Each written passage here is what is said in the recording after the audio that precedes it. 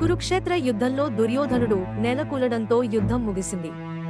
తన తండ్రి ద్రోణాచార్యుడిని, మిత్రుడు దుర్యోధనుడిని పాండవులు మోసంతో చంపారని రగిలిపోయిన అశ్వత్థామ చనిపోతున్న దుర్యోధనుడి దగ్గరకు వెళ్లి, ఈ రాత్రే పాండవులందరినీ అంతం చేస్తానని శపథం చేస్తాడు. అర్ధరాత్రి సమయం.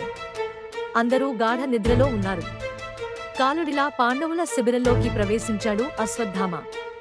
అయితే ఆ రాత్రి శ్రీకృష్ణుడి సలహాతో పాండవులు శిబిరంలో కాకుండా బయట నిద్రించారు.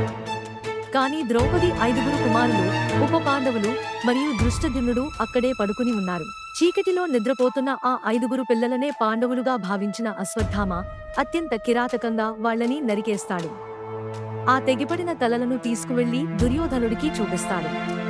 కాని అవి పాండవుల తలలు కాదని, పసిపిల్లల తలలని తెలిసాక వంశం మొత్తం నాశనమైందని ఏడుస్తూ ప్రాణాలు విడుస్తాడు దుర్యోధనుడు.